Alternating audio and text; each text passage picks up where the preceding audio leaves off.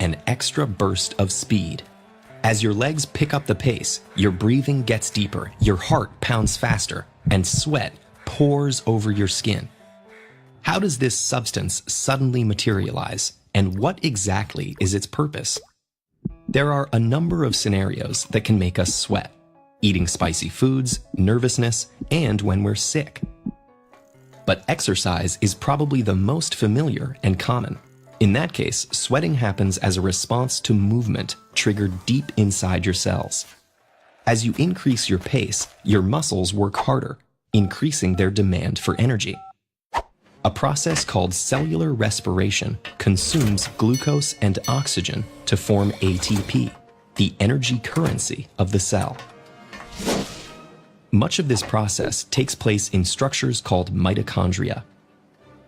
The more you move, the harder mitochondria work to supply your body with energy.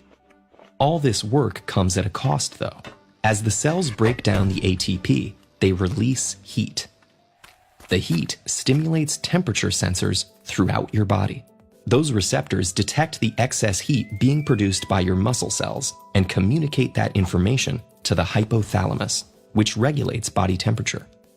The hypothalamus responds by sending signals out through the sympathetic nervous system to the sweat glands in your skin. These are distributed all over the body, with especially high concentrations on the palms of your hands, the soles of your feet, and on your head. When a sweat gland first receives the signal, the fluid surrounding the cells in its coiled base contains high amounts of sodium and chloride. The cells pump these ions into a hollow tube that runs through the sweat gland.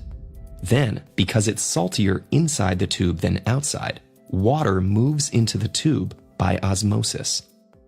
As what's called the primary secretion builds up in the bottom of the tube, water pressure pushes it up into the long, straight part of the duct. Before it seeps onto the skin, cells lining the tube will reclaim as much salt as possible so the process can continue. The water in sweat absorbs your body's heat energy and then evaporates off of you when it reaches the surface, which in turn lowers your temperature. This process, known as evaporative cooling, was an important adaptation for our ancestors. This cooling effect isn't only helpful during exercise. We sweat in many other scenarios too. Eating particularly spicy food makes some people sweat profusely from their faces.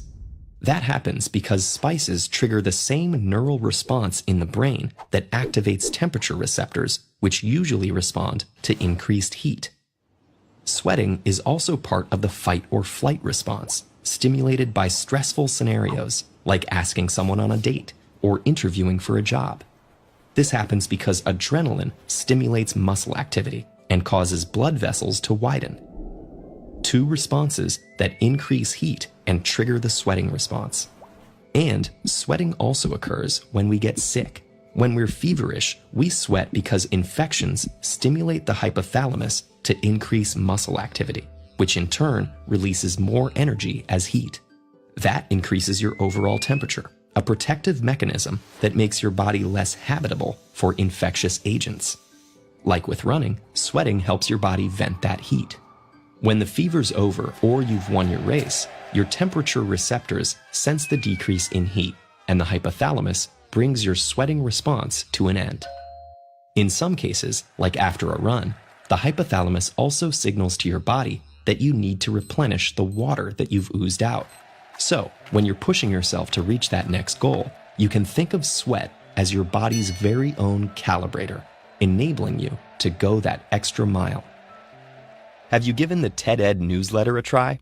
If not, don't sweat it. Click here to sign up and receive the week's most unmissable videos, blog posts, and more delivered to